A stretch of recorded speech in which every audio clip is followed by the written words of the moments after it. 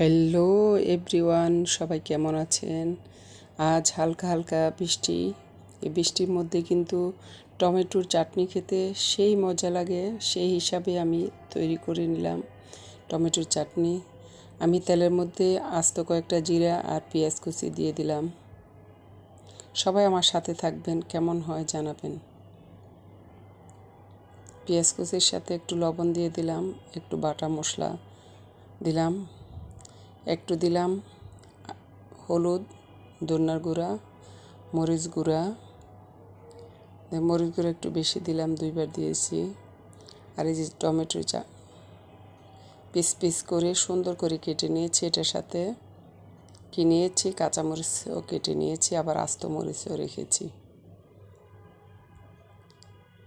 এখন আমি টমেটোগুলো দিব, কাঁচামরিচটাও সাথে দিয়ে দিব, দিয়ে ভালোভাবে নেড়ে চেড়ে মিশিয়ে দিব।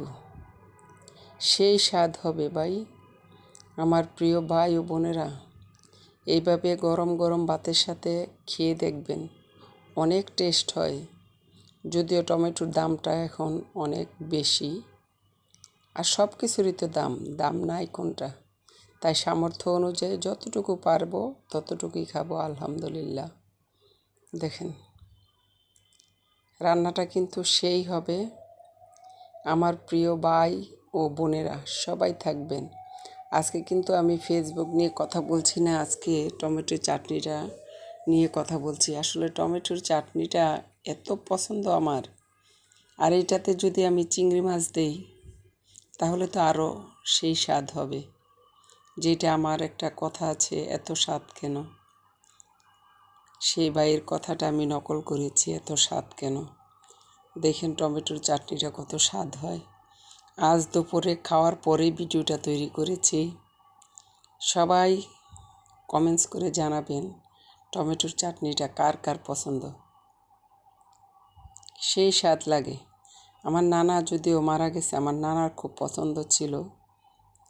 এটা হলে তার আর কোনো কিছু লাগবে না, ভাত 1 প্লেট খেয়ে ফেলতে পারবে। আমি যদিও 4টা টমেটো চাটনি করেছি অল্প করে, সাথে একটু ধনেপাতা দিয়ে দিলাম। কেমন হবে বন্ধুরা? দেখেন শেষ পর্যন্ত, শেষে কিন্তু আকর্ষণটা বেশি হয়। দেখেন খাপাটা কিন্তু রেডি, দেখেন কত সুন্দর হয়ে গেছে। সবাই কমেন্টস করবেন, জানাবেন কেমন হলো। আল্লাহ হাফিজ, ভালো থাকবেন, নিজের প্রতি খেয়াল রাখবেন।